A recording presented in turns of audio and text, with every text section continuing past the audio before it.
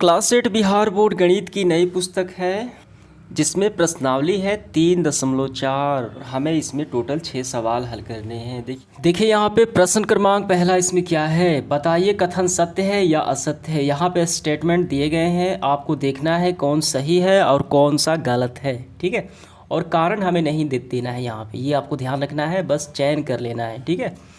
तो पहला है सभी आयत वर्ग होते हैं। क्या ये स्टेटमेंट जो दिया गया है कि सभी आयत वर्ग होते हैं, ये सही है कि नहीं। देखिए यहाँ पे आप गौर कीजिए, ये हो गया आयत, ये हो गया वर्ग। तो सभी आयत क्या वर्ग हैं? बिल्कुल गलत है। क्यों?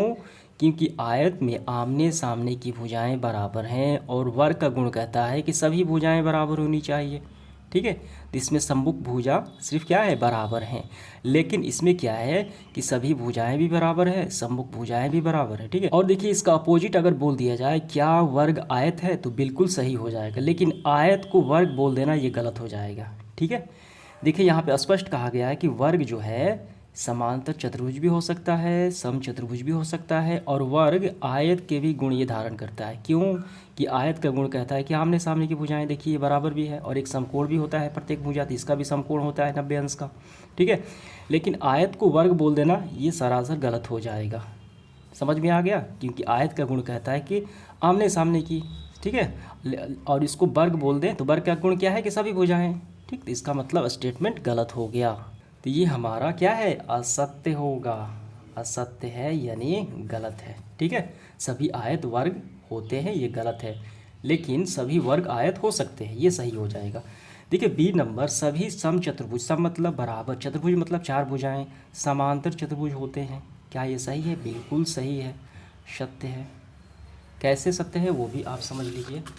देखिए यहाँ पे देखिए इसकी भुजाएं सभी बराबर नहीं है, आमने सामने की है, लेकिन ये क्या है, ये एक समचतुर्भुज है, ठीक है। सम मतलब सभी भुजाएं बराबर हैं, तो ये क्या है, एक समांतर चतुर्भुज भी है और ये समचतुर्भुज भी, यानी वर्ग हो जाएगा, ठीक है। तो दिया गया स्टेटमेंट बिल्कुल सत्य होगा हमारा। सभी वर्ग समचतुर्भुज और आयत भी होते हैं, बिल्कुल सही बात है। हमने अभी देखा ये क्या है, ये है वर्ग। तो ये क्या है, समांतर चतुर्भुज भी आमने सामने की हो गई, समचतुर्भुज ने सभी भुजाएं बराबर भी हैं, ठीक। और आयत भी है, आयत का गुण कहता है कि आमने सामने की, इसका भी देखिए आमने सामने की बराबर है, और प्रत्येक कोण 90 अंश का भी है, समकोण भी है, देखिए जैसा कि यहाँ पे कहा गया है। समझ में आ गया? इसका मतलब स्टेटमेंट हमारा बिल्कुल सही होगा, तो हम इसको रखेंगे सत्य में, ठीक। अब इसके बाद देखिए सभी पतंग समचतुर्भुज होती हैं। देखिए सभी पतंग को समचतुर्भुज तो कहना बिल्कुल मुश्किल होगा। पतंग की आकृति अगर ऐसे हम बना दें टेढ़ी मेढ़ी, तो क्या ये समचतुर्भुज है? क्या ये सभी भुजाएं आपस में बराबर होंगी? गलत होगा, ठीक। इसका मतलब असत्य होगा, ठीक है, ये गलत होगा। सभी समचतुर्भुज पतंग होगी, ये बिल्कुल सही है। समचतुर्भुज जैसे कि हम वर्ग बना दें, सम मतलब सभी भुजाएं बराबर, यहाँ पे तो सभी भुजाएं बराबर हो गई, तो ये पतंग भी हो सकता है, ठीक है। तो वर्ग जो है वो पतंग भी बन सकता है, समचतुर्भुज हो गया वर्ग, ये सही होगा, ठीक। सभी समांतर चतुर्भुज समलंब होते हैं, बिल्कुल सही बात है। ये समांतर चतुर्भुज में आयत भी शामिल है और वर्ग भी शामिल है। तो ये देखिए प्रत्येक भुजा समकोण भी 90 अंश का भी बनाती है, दोनों बनाते हैं। इसका मतलब स्टेटमेंट जो हमारा दिया गया है बिल्कुल सही होगा, सत्य है। सभी वर्ग समलंब होते हैं, अभी हमने देखा सभी वर्ग समलंब होते हैं, ये हो गया वर्ग समलंब होते हैं। प्रत्येक जो कोण है 90 अंश का होता है, समलंब चतुर्भुज बन गया। अब देखिए डी भी है, सभी वर्ग समांतर चतुर्भुज नहीं होते। समांतर चतुर्भुज क्यों नहीं होते हैं? बिल्कुल होते हैं। ये हो गया सभी वर्ग, ठीक है। और ये आयत भी होता है, दोनों होता है समांतर चतुर्भुज। और यहाँ पे स्टेटमेंट कहा गया कि नहीं होते, ठीक। देखिए इसका मतलब गलत हो गया। समझ में आ गया? ये पूरा आपको अच्छे से समझ में आ गया होगा, ठीक है। अब इसके बाद देखिए दूसरा सवाल, उन सभी चतुर्भुजों की पहचान कीजिए जिसमें, देखिए 2 सवाल है, पहला और दूसरा, ठीक। 4 भुजाएं बराबर लंबाई की हो। तो चतुर्भुज से आप क्या समझते हैं कि जिनकी 4 भुजाएं हो वो क्या है, चतुर्भुज हो गई, ठीक। तो उन सभी चतुर्भुजों की पहचान करना है जिसमें चारों भुजाएं हैं वो बराबर लंबाई के हैं। तो इसका मतलब वो कौन सा होगा, वो तो वर्ग हो जाएगा, ठीक है। क्योंकि वर्ग के चारों भुजाएं आपस में बराबर होते हैं। समझ में आ गया? तो पहले का हम लिखेंगे समचतुर्भुज और वर्ग की सभी भुजाएं बराबर होती हैं। समझ में आ गया? तो 2 इसका यही आपको आंसर में लिखना है। दूसरा देखिए 4 समकोण हो, तो यहाँ पे देखिए कितने होते हैं एंगल, जो समकोण होते हैं। तो चार समकोण देखिए बनता है, आयत में भी बनता है और वर्ग में भी बनता है। देखिए यहाँ पे 1 2 3 4 यानी 90 एंगल, 90 अंश का, ठीक है। तो ये होगा और ये वर्ग भी हो जाएगा। तो देखिए दूसरे का हम क्या करेंगे, वर्ग एवं आयत के सभी कोण समकोण होते हैं। ये पिक्चर भी आपको दोनों में ड्रॉ कर लेने हैं, ठीक है। तो इस तरीके ये दूसरा सवाल हल हो जाता है। अब इसके बाद देखिए तीसरा सवाल, कैसे एक वर्ग, ठीक, यहाँ पे वर्ग की बात की गई है। क्या है, एक चतुर्भुज है, एक समांतर चतुर्भुज है, एक समलंब समचतुर्भुज है और एक आयत है, यानी कारण हमें बताना है, ठीक है। तो पहला सवाल है कैसे एक वर्ग चतुर्भुज है, कैसे एक वर्ग चतुर्भुज है। तो इसका आंसर हम लिखेंगे, वर्ग एक चतुर्भुज है क्योंकि वर्ग की चार भुजाएं होती हैं। तो चतुर्भुज की परिभाषा क्या होती है, जिसकी चार भुजाएं हैं तो वो उसे कहा जाता है चतुर्भुज। लेकिन वर्ग में क्या है, ठीक, तो वर्ग में क्या है, चार भुजाएं होती हैं, इसीलिए वर्ग क्या है, चतुर्भुज हो गई। दूसरा है एक समांतर चतुर्भुज है। समांतर मतलब होता है आमने सामने की भुजाएं समान यानी बराबर हो। तो वर्ग एक समांतर चतुर्भुज है क्योंकि वर्ग की सम्मुख भुजाएं बराबर होती हैं। वर्ग मतलब चारों भुजाएं जिससे बराबर हो, ठीक है। तो ये भुजा इसके बराबर और ये भुजा इसके बराबर, ठीक है। तो इसलिए क्या है, ये समांतर चतुर्भुज हम बोल सकते हैं। समझ में आ गया। तीसरा है एक सम चतुर्भुज होता है। सम मतलब बराबर, चतुर्भुज तो वर्ग के चारों भुजाएं बराबर हों, ठीक। तो वही बात लिखेंगे, वर्ग एक सम चतुर्भुज है क्योंकि सम चतुर्भुज एक वर्ग की सभी भुजाएं बराबर होती हैं, ठीक है। तो इसलिए क्या है, वर्ग एक सम चतुर्भुज है। अगला है एक आयत है। देखिए आयत में क्या होता है कि सम्मुख भुजा बराबर होती है। आयत में क्या होता है, आमने सामने की बराबर होती है। जैसे कि ये एक आयत है, इसमें चारों भुजाएं आपस में बराबर नहीं होती, बस आमने सामने की। ये जो है, ये सामने की भुजा ये बराबर है और ये सामने की भुजा ये बराबर है। तो कहा गया कि वर्ग एक आयत है, हो सकता है वर्ग आयत बन सकता है क्योंकि आमने सामने, इसमें तो चारों भुजाएं बराबर हैं।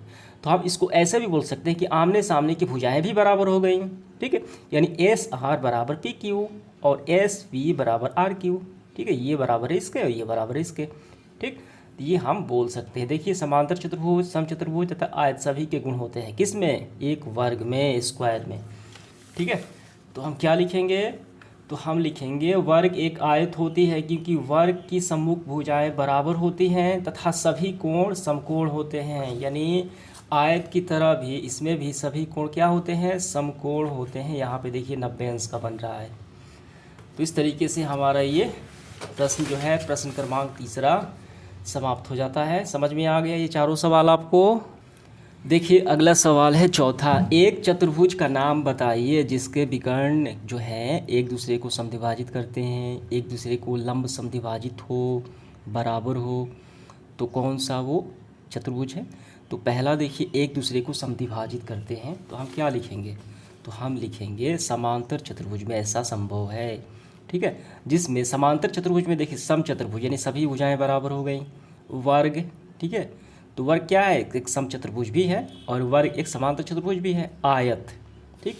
जैसे ये वर्ग हो गया, तो यहाँ पे क्या एक दूसरे को समद्विभाजित करते हैं। देखिए ऐसे वर्ग का ये दोनों भुजाएं, ये दोनों विकर्ण हैं, तो एक दूसरे को यहाँ पे बिंदु ओ पे काटती हैं, ठीक है। और इसी तरीके से आयत में भी यहाँ पे बिंदु ओ पे काट देती हैं। समझ में आ गया। तो ये होगा समचतुर्भुज, वर्ग और आयत विकर्ण एक दूसरे को समद्विभाजित करते हैं यानी काटते हैं, ठीक है। दूसरा है एक दूसरे पर लंब समद्विभाजित है। लंब समद्विभाजित मतलब है जहाँ ये क्रॉस करते हैं वहाँ पे 90 अंश का कोण बनता है। देखिए यहाँ पे, ठीक। वर्ग एवं समचतुर्भुज में विकर्ण एक दूसरे को लंब समद्विभाजक है। यहाँ पे अगर कटेगा, ये क्या है, ये वर्ग है, तो यहाँ पे बन रहा है 90 अंश का कोण, समकोण, इसीलिए ये कहा है लंब समद्विभाजित। तो एक वर्ग में बनता है, एक समचतुर्भुज में बनता है। समझ में आ गया। अब इसके बाद तीसरा, बराबर हो। तो विकर्ण किसके बराबर होते हैं, तो वर्ग के बराबर होते हैं, आयत के बराबर होते हैं। ये हो गया वर्ग और ये हो गया आयत। तो इसके विकर्ण जहाँ पे काटेंगे ये एक दूसरे को, ये यानी इसकी दूरी और ये दूरी बराबर, ये दूरी और ये दूरी बराबर, इसमें भी ये दोनों बराबर होते हैं। समझ में आ गया। तो वर्ग और आयत हो जाएगा इसका। अब इसके बाद पांचवा सवाल देखिए, एक बताइए एक आयत उत्तल चतुर्भुज है कैसे, ठीक है।